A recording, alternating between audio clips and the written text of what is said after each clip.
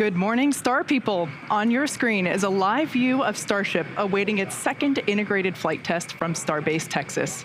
If all goes well, our Starship spacecraft and the Super Heavy booster, which we collectively call Starship, will lift off together for the second time in just 33 and a half minutes from now. Thanks for tuning in. We're excited to be joining you from SpaceX headquarters in Hawthorne, California for today's flight test. Now, there's nothing quite like launch day, and especially so when it's a test flight. It just hits different. We're super excited to be here. Exactly, Kate. And we're excited to be here to watch Starship, which is the latest and largest vehicle developed to date by SpaceX. And we're building it to fly exciting missions, to get massive payloads into orbit, to land astronauts on the moon for the first time in 50 years, and ultimately to get humanity to Mars. But the fundamental revolution with Starship is that it's designed to be a fully, rapidly reusable, reliable rocket, or what we refer to as the 4Rs. For those of you following along, you know all too well that Starship gave us quite a show during its first flight test back in April.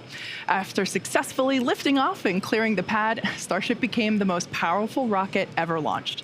But during the ascent, we had leaking propellant in the bottom of the booster, which led to sustained fires, loss of control, and ultimately a rapid, unscheduled disassembly.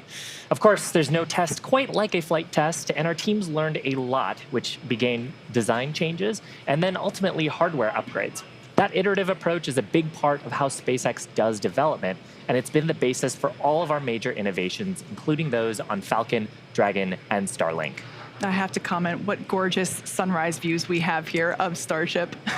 Now, while that first flight ended in fireworks, it delivered valuable test data, which our teams have used to rapidly iterate on Starship's overall design, including significant upgrades to the ship, the booster, and the ground systems.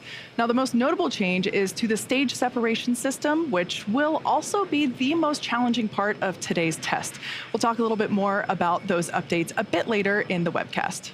Now, in preparation for today's flight test, the vehicles have undergone dozens of individual tests, including a static fire on the ship, 2 super heavy static fires, and a final full wet dress rehearsal that we completed at the end of October, where we loaded the vehicles fully up with propellants and tested our new countdown sequences. And that brings us to these beautiful shots on today's flight test day. After 7 months of hard work by the entire SpaceX team, we're ready to give launch another shot. 100%.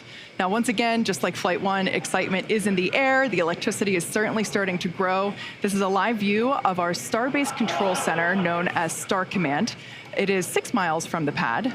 We also have teams gathering here right behind us in Hawthorne, California at our Mission Control Center. You can see the crowd gathering. It is an early morning, but you got to wake up early to get that front row seat.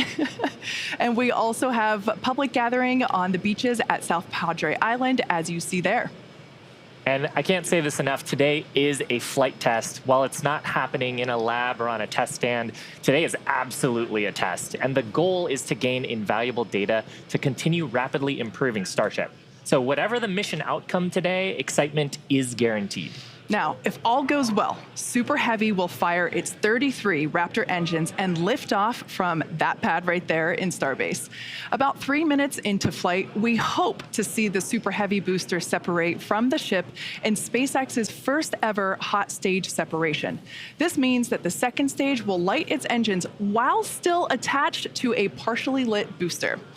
If the ship's engine's light, and if the whole thing holds together, its engines will remain lit for about 6 minutes before the coast phase. Now, with those big ifs, if we get past a successful stage separation, the booster is going to perform a flip maneuver, then execute a boost back burn before it attempts a splashdown in the Gulf of Mexico.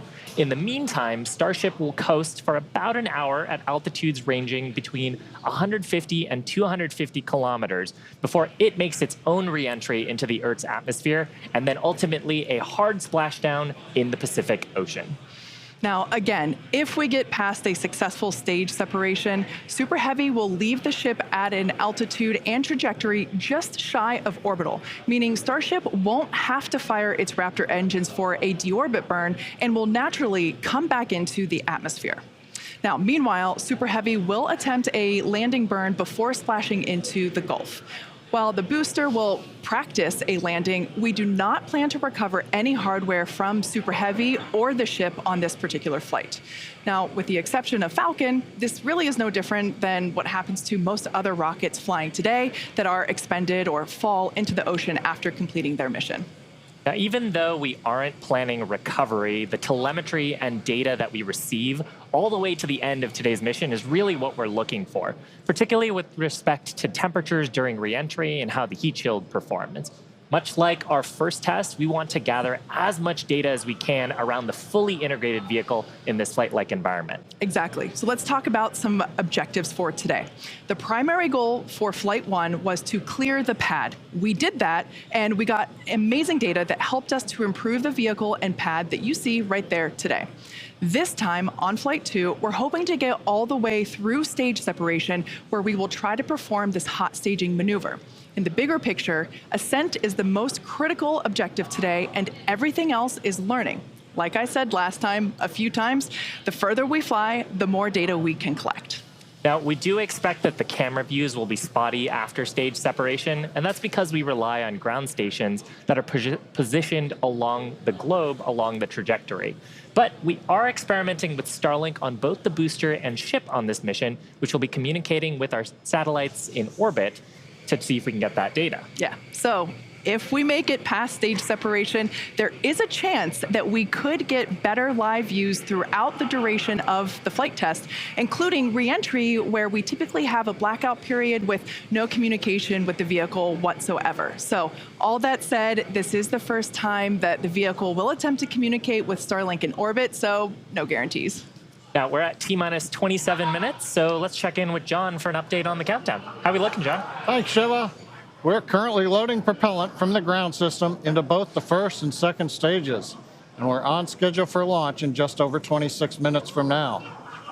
Now, we delayed a day getting here. Yesterday, on Friday, we had to replace a discrepant grid fin actuator on the first stage. We also replaced 2 other actuators as a precaution. The stages were remated, checked out, and everything was go for where we are right now this morning. Now, as I mentioned, we are in propellant loading. Both vehicles, the first and second stages, use the same 2 propellants. Our fuel is liquid methane at a temperature of just over 100 Kelvin, or about 272 degrees below 0 Fahrenheit. This is a different fuel from Falcon 9, where we use the RP1 kerosene. But our oxidizer is liquid oxygen, the same as Falcon 9. Because there is no oxygen in space to support combustion, we have to bring our own. We did the weather poll and the go-no-go poll at T-minus 2 hours. We got the goes, and we started loading both propellants on the booster at T-minus 1 hour and 36 minutes. And at T-minus 1 hour and 17 minutes, we began propellant loading of the ship, second stage. Propellant loading of the Starship second stage main tanks will complete at approximately T-minus 22 minutes, just a few minutes from now. And at about the same time, we will switch over to loading the header tanks in the nose of the ship. Meanwhile, it'll be T-minus 3 minutes when Super Heavy prop load completes on the first stage. And at that point, all propellant will be on the rocket, fully loaded with over 10 million pounds of propellant. As we near T0, it's worth noting that the timing of the countdown will be slightly different today. For Flight 1, we lit the engines and lifted off about 6 seconds later. For Flight 2, we aim to reduce that time by almost 2 seconds, shortening the period between engine start and liftoff. This will help reduce stress on the ground and the propulsion systems and improve the efficiency of the rocket. Now, right now, we're just inside T-minus 25 minutes to liftoff. The weather and winds are looking good. We haven't had any concerns there. The only issue we're working is getting the small boats out of the near range area in the offshore from Boca Chica Starbase. We do have the possibility of holding at T-minus 40 seconds as we're trying to get the last of the boats out of the safety area. Now, if for some reason we do not make our test flight today, we have a backup launch windows. This could be either 24 or 48 hours after today. It depends on how far we get into the countdown. But for now, everything's looking good as we've passed, coming up on the 24-minute mark. I'll hand it back to you, Kate and Shiva. Thanks, John. Now, that countdown is continuing to progress, so let's take a look at and get more familiar with the vehicle there on your screen. Starship is the world's most powerful launch vehicle. It's currently currently with about twice the thrust of the Saturn V rocket, and with future engine upgrades, it will be 3 times more powerful. Those future improvements will allow Starship to carry 150 to 250 metric tons to orbit. Now, for reference, Falcon 9's heaviest payload to date is about 17 metric tons. So we're talking about an order of magnitude more with Starship in terms of payload capability. And that matters because the amount of mass that we're able to launch per rocket is crucial to ultimately creating a self-sustaining city on Mars. Now, let's talk a little bit about how tall the vehicle is. The Super Heavy booster alone stands about 70 meters tall, and that's about the same height as a fully integrated Falcon 9. The height of Starship on top of it is comparable to that of the Statue of Liberty. But of course, the most technical length unit is that of Godzilla's, and we can confidently say that the fully stacked Starship and Super Heavy is at least 1 Mechagodzilla tall. It just so happens that we refer to the launch and catch tower at Starbase as the Mechazilla from the Godzilla movie, and you could see from that the resemblance is quite uncanny. Very, very uncanny. Now, the first stage, also known as the booster or Super Heavy, has a diameter roughly 2.5 times that of Falcon 9, and with 33 much larger engines. More engines means more power to deliver a massive amount of cargo to space. Amazing view here. This is a view that we don't have on our Falcon 9 missions. This is a view looking up under the Super Heavy booster. I love the shot. We can see all 33 engines there. Now, one cool upgrade on the booster's engines, we have a new electronic thrust vector control system, or ETVCs. We previously used the hydraulic system to control the positioning of the Raptor engines, meaning we tilted them in flight using pressurized fluid. Now, hydraulics are complex, and because they're fluid-based, they have the potential to leak. Not good. So switching to an electronic system means fewer potential points of failure. Also, we now carry less mass on the vehicle because we don't need to carry hydraulic fluids anymore. So good news all around. Now, the electric system has lots of benefits on its own. It only takes 30 minutes to activate for flight. It doesn't consume resources when inactive, and they allow for regenerative charging like a Tesla battery. Yeah, all great things when you're trying to rapidly reuse a vehicle. Now, moving up, Starship is designed for vertical takeoff and landing on any hard surface. That's opposed to taking off and landing on a runway like aircraft do. And that's important because there are no runways on the Moon and Mars. The ship features 6 Raptor engines, 3 of which are sea level, and 3 of which are vacuum engines with an expanded nozzle, which makes them optimized to operate in the vacuum of space. The ship, at the top of the ship is featured with 4 flaps as well. This is a shot actually of the top of the booster where we can see the hot stage portion and the 4 grid fins. Now, those flaps on the ship portion help aerodynamically control the vehicle's attitude during atmospheric reentry and flight, and will enable us to do precise landings. The body of Starship is also wrapped in a heat shield that's made up of 18,000 hexagonal ceramic tiles. You can see them wrapping around the top of the nose here and here in this shot of the flaps. Now, those tiles are designed to insulate the vehicle during atmospheric entry, where the temperatures can get as high as 1,500 degrees Celsius. And one of our test objectives today is to verify how those systems perform during reentry. Yeah, now as Shiva mentioned, there between the ship and the booster, basically the top of the booster, between those 2 stages, that's our new hot stage, critical for our new separation technique. As we talked about earlier, we are constantly learning and upgrading the vehicle after we test. Now, this is a pretty exciting first for our team, as hot staging has never before been used as part of a reusable space transportation system, let alone on a rocket with the size and power of Starship. Hot staging is a significant change from Flight 1, and we're really hoping to gather data on it during this highly dynamic phase of flight, and that is, once again, assuming that we even make it that far. Of course, let's take a closer look at what we expect hot staging to look like. Now, it occurs at about liftoff plus 2.5 minutes. At that point, the booster will shut down most of its 33 engines, leaving just 3 running, and the ship will ignite all 6 of its engines. clamps will release, and then the ship will thrust away from the booster. Now, this is the first in-flight test of the heat shield on the top of the booster and the bottom of the ship, and of course, the first in-flight test of hot staging, and we're hoping to gather a ton of data on it today. Yeah. Now, stage separation by hot staging is somewhat uncommon in spaceflight, but it has been done before. However, today will mark the first time that a reusable space transportation system is attempting it.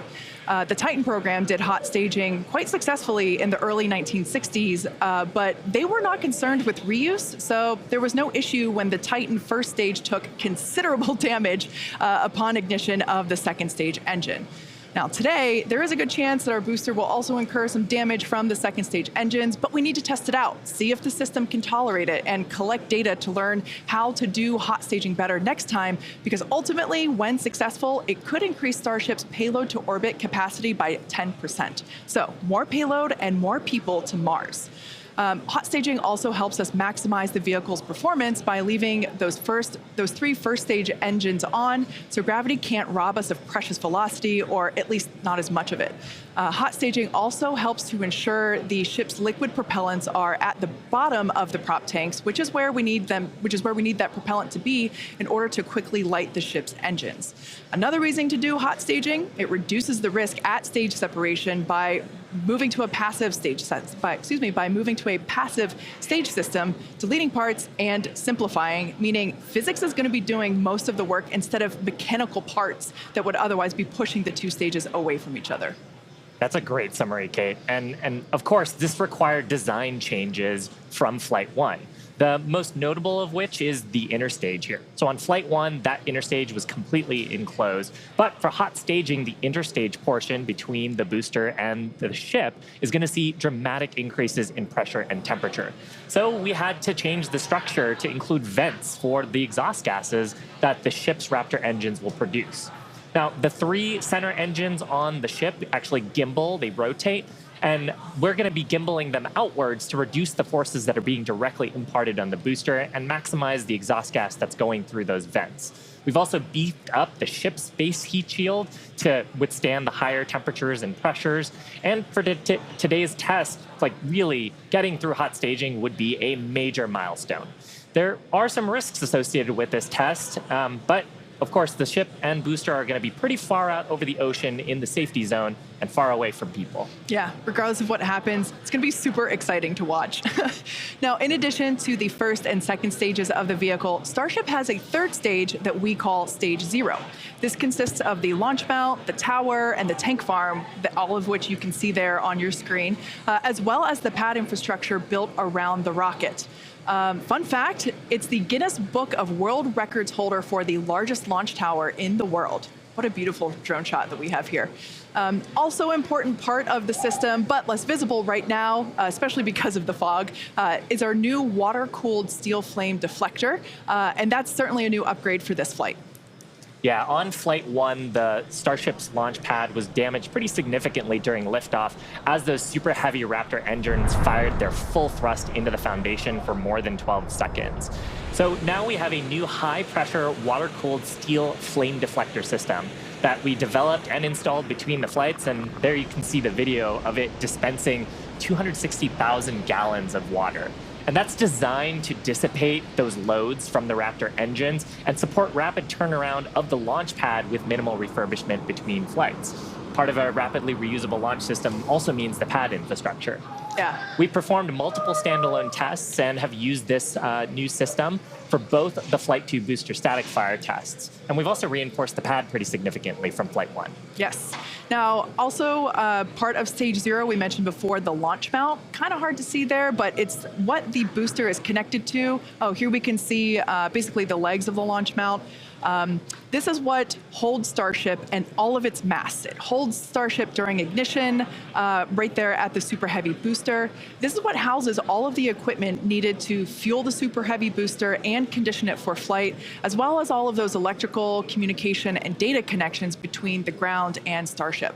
Bottom line is, it's an important part of how we talk to Starship on the ground and understand that it's really ready to fly. And of course, the awesome camera shot there of those 33 Raptor engines. Such a great view. We Yeah. don't have that view for Falcon 9, so I wish we did. love that we get it here. Now, as we mentioned earlier, the real game changer with Starship is not only mass to orbit capabilities, but that it's designed to be used over and over and over again with little to no downtime in between. Full and rapid reusability is the key to making routine space travel a reality, and SpaceX has been working on this since its inception.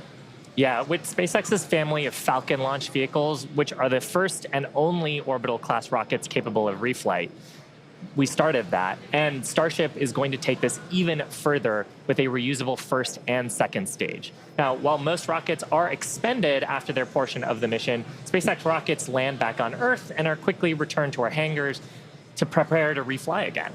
Exactly. In fact, 90% of all Falcon 9 boosters that have flown this year have been reused, or as we like to say, flight proven. So while launching and landing rockets may seem routine today, this was not always the case. For those of you that have been following along since our early days, you know that it took us 4 attempts before we successfully launched our first rocket to orbit. Here you see our Falcon 1 Flight 4. 15 years ago in September, that vehicle became the first privately developed liquid-fueled launch vehicle to orbit Earth.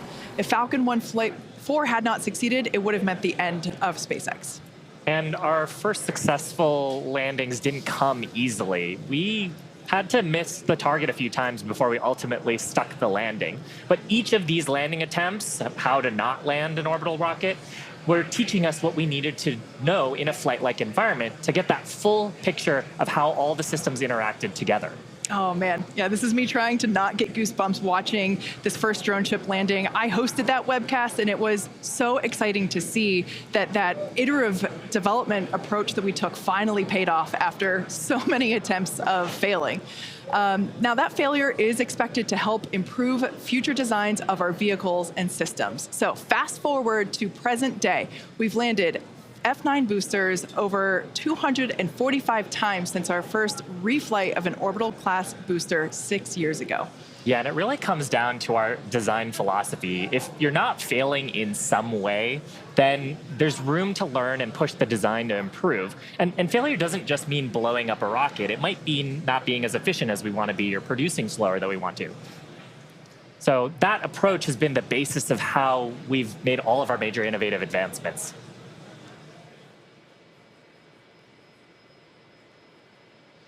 All right, now Falcon 9 has certainly come a long way, and Starship will too. But as a reminder, today is a test. We really hope to get to stage separation, but any data received will help us improve. It's the second of many future flight tests of Starship before it becomes fully operational. And these flight tests teach us about the limits of our design. They help us improve our understanding of the vehicle, and ultimately will help us to make Starship more reliable and rapidly reusable. So again, whatever the outcome and however far we get today, we can promise excitement. So why are we doing all of this? Why do we need a rocket this big, and why does it need to be reusable so quickly? And that answer goes back to SpaceX's mission, which is to make life multiplanetary. We aren't just building a new spacecraft, we're changing what it means to go to space. By building the most powerful rocket ever flown and a ship designed to carry people, cargo, habitats, satellites, and more, we're unlocking a future where our dreams of exploration will no longer exceed our grasp. And this mission continues with flights like today's integrated test. And these are flights where we're going to fail fast, but learn even faster, where each time we're going to try something new while flying something that we've improved. And ultimately, that's going to build up a fleet to fly early and often as Starship rapidly evolves to become more capable and more reliable. The first stop is our nearest neighbor, with a surface that hasn't seen visitors in more than 50 years. Under Artemis with NASA, Starship will return people back to the moon. After those first expeditions, we'll be ready to fly more people along with everything that it takes to build a moon base. Think about that. Hardware that will enable us to live on another world is sitting on a launch pad on Earth right now. And the moon is just the proving ground. When the time comes to make that leap to Mars, everything gets ratcheted up by orders of magnitude. The logistics of supporting an entire city on Mars are daunting, requiring millions of pounds of cargo flown from Earth spread out over thousands of launches. And we just broke our own record for the number of launches in a single year, and we're going to break it again next year. Now, in the years to come, Starship is going to dwarf those figures as we bring it online and truly make life multiplanetary. But for now, anyway, as the clock counts down to today's flight test, why don't we get another status update from John? We're just over 9 minutes from liftoff as the countdown clock clicks to 0. Good news is teams aren't working any significant issues on the launch vehicle right now. Propellant loading is continuing on both the Super Heavy and the ship stages. Most recently, we began loading LOX and methane fuel into the header tanks on the Starship. And on the graphic on the left side of the screen, you can see up in the nose of the second stage, what we call Starship, are those 2 header tanks for fuel and liquid oxygen. Now that loading started at T-minus 24 minutes and will continue until approximately T-minus 5.5 minutes. Now Starship's second stage main fuel and LOX tanks are loaded for flight. And the second stage propellant that we're loading on board is going through the quick disconnect that comes out on the arm that's located at the base of the stage from the tower. Now on the Super Heavy booster, propellant loading will continue until T-minus 3 minutes. We've also configured the pad for liftoff. A little earlier in the count, the booster hold downs were commanded to unlatch. That means once the rocket has sufficient thrust to overcome its weight, it'll lift off the pad. There's no need to command the hold downs to release the rocket. As we mentioned earlier also, the ignition sequence has been slightly modified from the last flight for a more efficient liftoff. As a reminder, we ignite the engines a few seconds before T0. We don't lift off exactly at T0. We lift off a few seconds later, a couple seconds. Finally, the SpaceX team continues to check in with the Coast Guard to ensure there are no boats in the safety perimeter before proceeding with launch out over the Gulf of Mexico. Now currently we're coming up T-minus 7 minutes, 10 seconds to the test flight of Starship. Propellant loading is continuing on both stages of Starship. We're waiting now for the completion of loading of the header tanks in the next few minutes. The first stage is also beginning pressurization for flight while we are continuing to load propellant into it. Again, booster propellant load will finish at approximately T-minus 3 minutes. At that stage, both first and second stages are fully loaded, and we'll have the 10 million pounds of liquid propellant on board the 2 stages of Starship. Now in the next few minutes, the guidance system will perform its final alignment. We'll get the automated flight termination system that'll arm, and the final TVC checkout will be performed. We may get a view looking up at the engines as we gimbal the 13 middle engines to check them out just before liftoff at about T-minus 90 seconds. If we need to hold, it would come at T-minus 40 seconds. That's the point in the countdown where we can pause to wait for final checkouts or pressurization to complete. Or as we're hearing right now, we're still working a few boats in the area that are headed south. And a lot of cheering here in Hawkeye. The boats are heading south, but we are still planning to hold at T-minus 40 seconds if necessary. Just amazing views of today's launch. There's nothing quite like a launch at basically sunrise. Sunrise, I think, was just about 10 or 15 minutes ago out at Starbase. Yeah, these views are just incredible. Couldn't ask for a more beautiful day to attempt a test flight here. Again, these are live views of Starship as it awaits its second integrated flight test.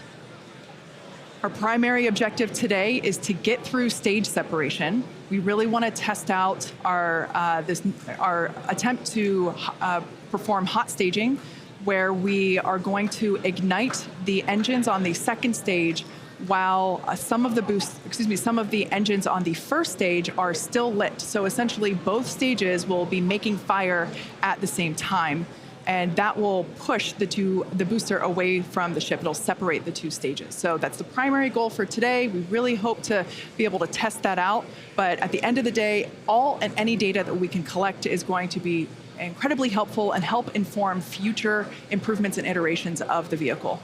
Yeah, Kate, there are other objectives for today too, assuming we get farther than stage separation. There's goals to test out how reentry goes on the ship portion. If the booster survives stage separation, then it's going to try a boost back burn and hopefully a soft landing as a sort of dress rehearsal for what it would look like on land.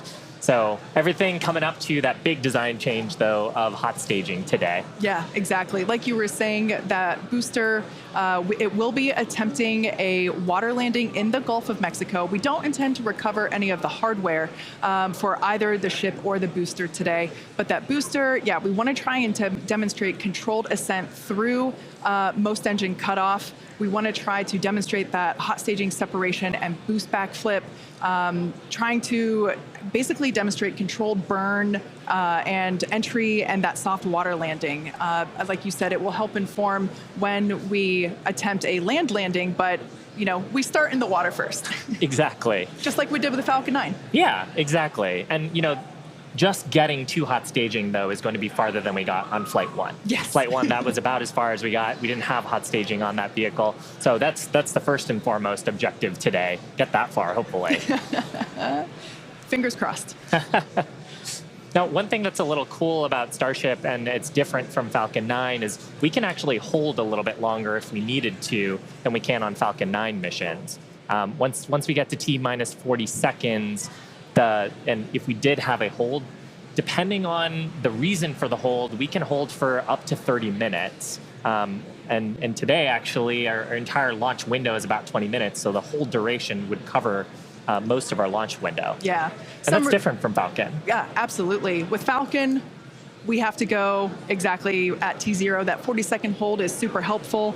If we need to, for example, we need more time to pressurize the COPVs for flight levels. Perhaps fuel. If the engineers just need to look at some of the data, see how engines are performing, or the avionics. Exactly. Those checkouts, being able to have the opportunity to top off the fuel or LOX if it's not fully loaded. And, we might want to just take a few more minutes for that. So that T-minus 40-second hold can be really helpful. But we don't have that option on Falcon. So it's a little bit different here. We're just inside T-minus 2 minutes and counting. The good news right now, we're hearing it doesn't look like we're going to need to hold a T-minus 40 seconds as the boats are clearing out of the way. Next event coming up, TVC wiggles as we move the center engines on the first stage.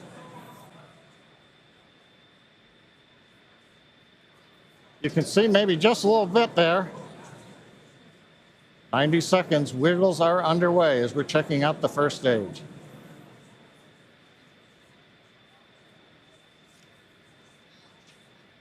TVC checks are complete.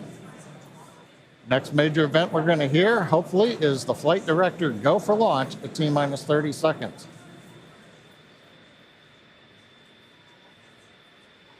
As we're coming up on T-minus 1 minute, when we get to T-minus 40 seconds, we'll just listen in. Last time, as you recall, we did hold at 40 seconds, but it took a few seconds for the clock to recover, so we're going to watch that.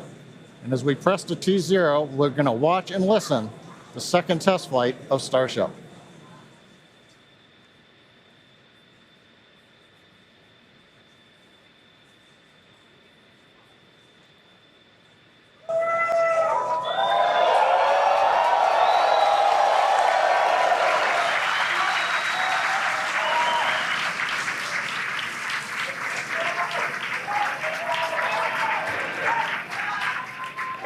T-minus 30 seconds. Back to rapid recycle.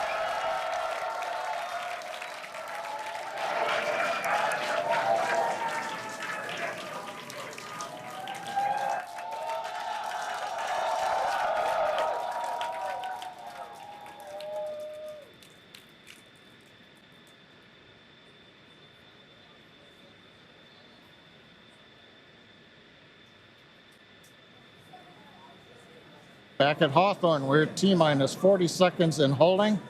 We had a rapid recycle. We've not heard anything over the countdown net as the team works both first and second stages. We're going to monitor the nets here for a minute.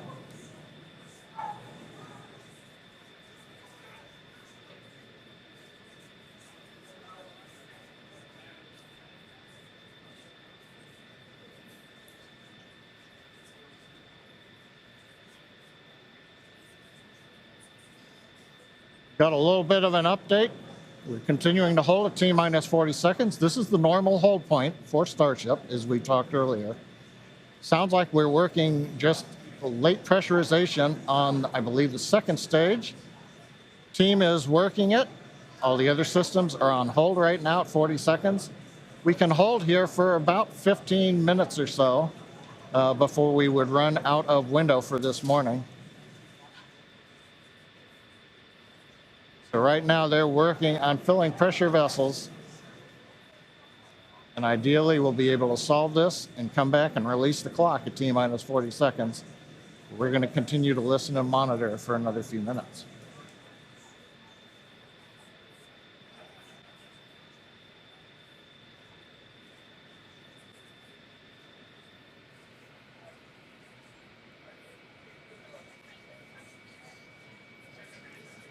And it's worth mentioning here that don't go away. We are holding at T-minus 40 seconds, but once the teams have resolved and see the data that they want to see, the clock can restart straight away, and it'll start ticking down from T-minus 40 again, all towards liftoff. Yeah, exactly. Now, while we do have the ability to hold for up to 30 minutes, we only have a 20-minute launch window, so don't go away, don't change the channel, and just like Shiva said, we can restart that clock, and there it is. And there it goes. Clock is rolling.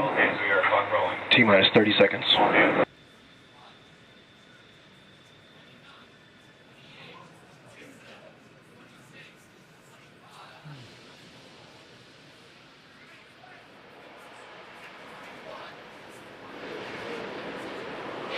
T-minus 15.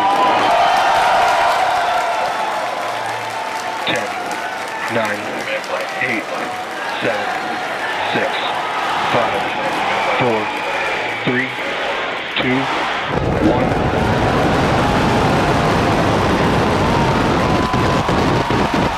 We have liftoff.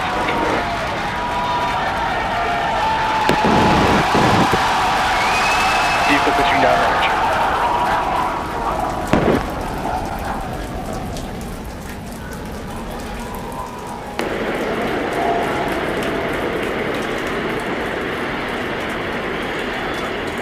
Chamber's pressure nominal.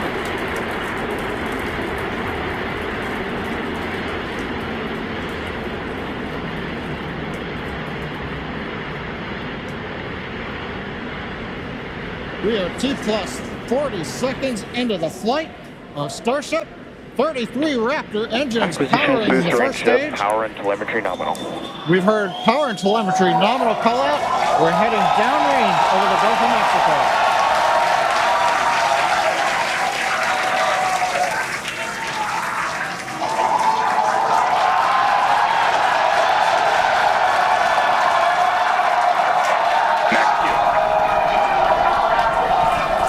And that call out tells us Starship is through the period of greatest stress on the way to space.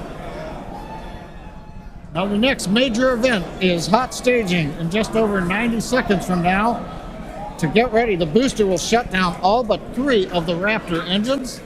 Clamps holding the 2 stages together will release, and the Starship's second stage will ignite its engines. Starship will then separate from the Super Heavy booster and head to space. And at the same time, the 3 engines that are still firing on Super Heavy will flip the booster around. 10 more engines will ignite for the boost back burn, putting the first stage on path for a splashdown in the Gulf of Mexico.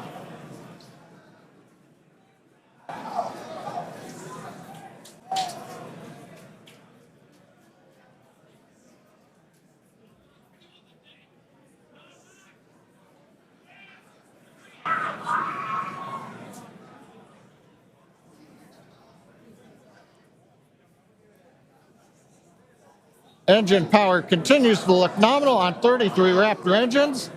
We're about to shut down the first stage and perform staging. Let's watch and listen.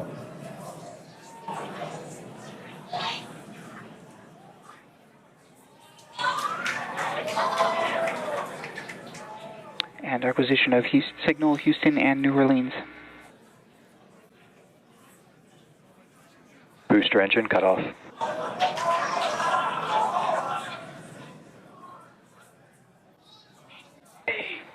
Stage separation. Boost back startup.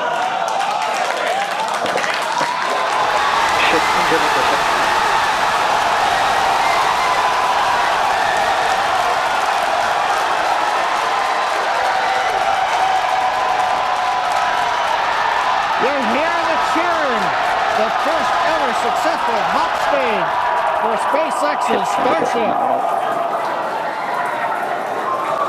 Incredible views of our Super Heavy booster. And as you can see, the Super Heavy booster has just experienced a rapid unscheduled disassembly. However, our ship is still underway with Ship all avionics, six. power and telemetry nominal.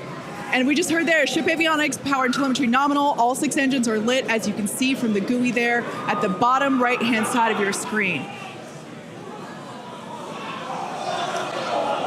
Now, we did know that that hot staging was going to be incredibly dynamic.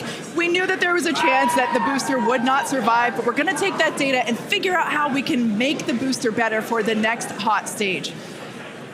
Yeah, that hot staging put a lot of load on the top of the booster, and of course it flipped around there, a lot of dynamic stuff happening. But ship is still going strong. And it's doing great. Right now, the ship, the second stage, is on its way.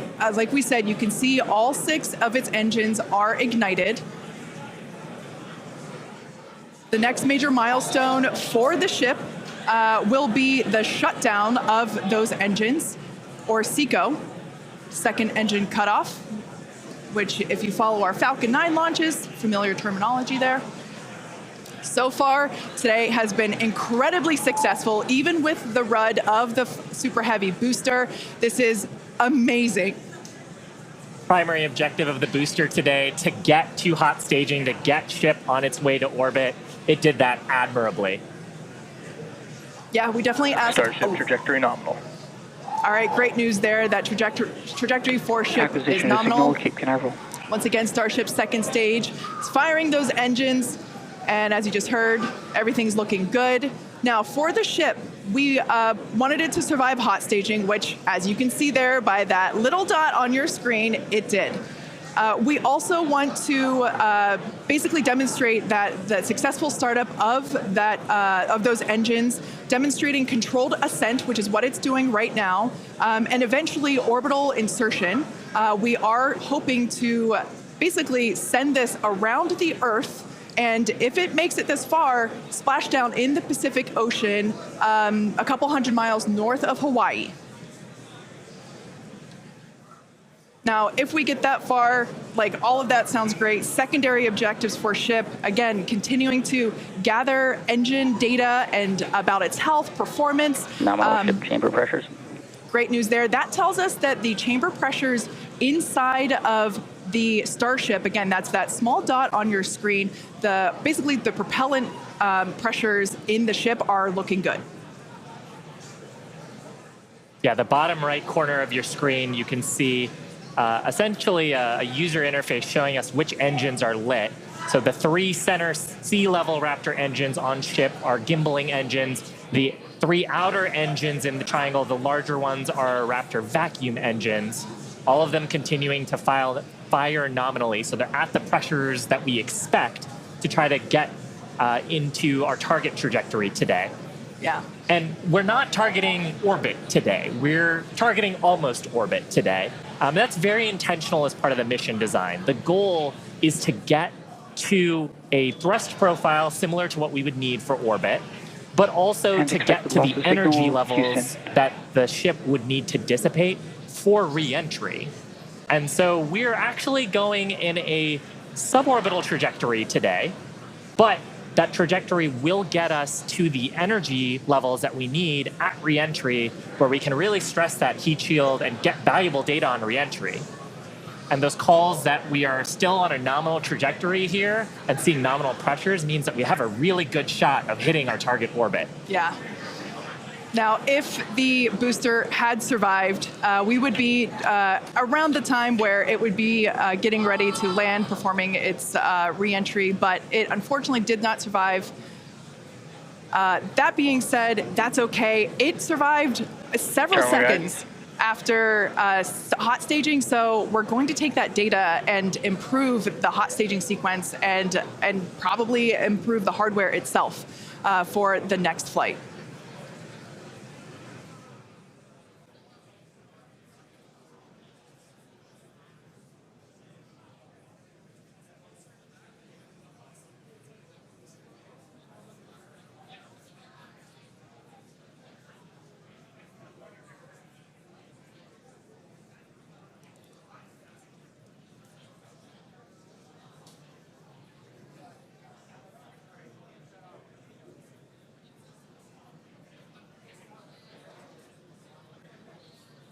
They're standing by for a call out here. Coming up on the projected time that ship would shut down its engines.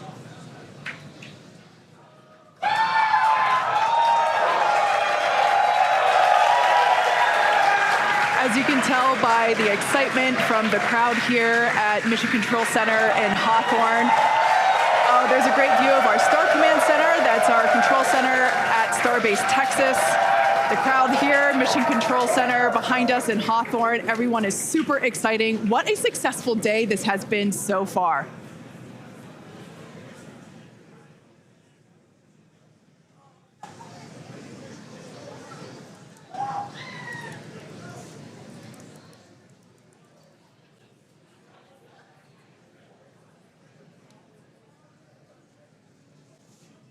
And I mean, up to this point, major successful milestones through hot staging, which was the big objective today.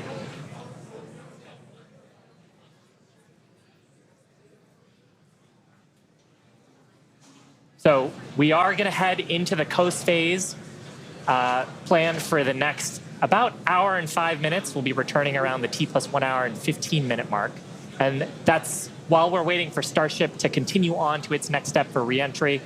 We're not totally sure what video we're going to get, and that video comes normally by overflying ground stations, but we don't have a ton along our flight path. So fingers crossed that we will get some via Starlink on this mission since we're testing that out.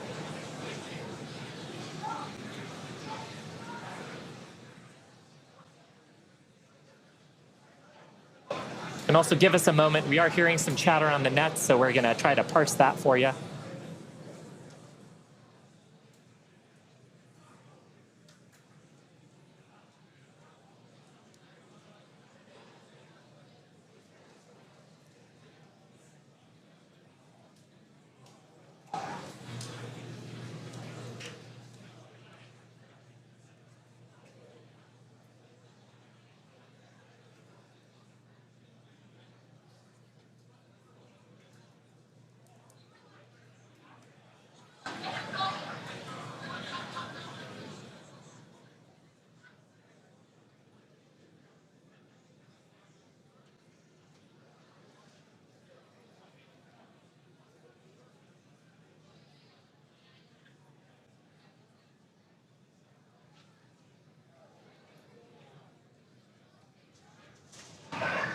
John Innsbrucker back here in Hawthorne at our webcast desk.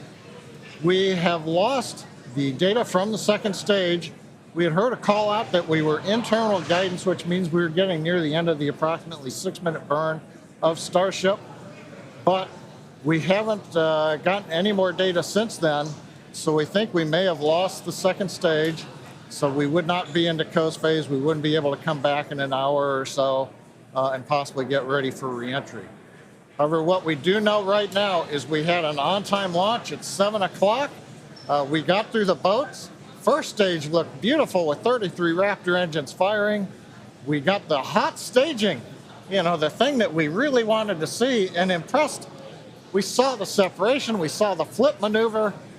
We saw the light up of the 6 Raptor engines on Starship, and it headed away. Everything really looked good. But what we do believe right now is that the automated flight termination system on second stage appears to have triggered very late in the burn as we were headed downrange out over the Gulf of Mexico.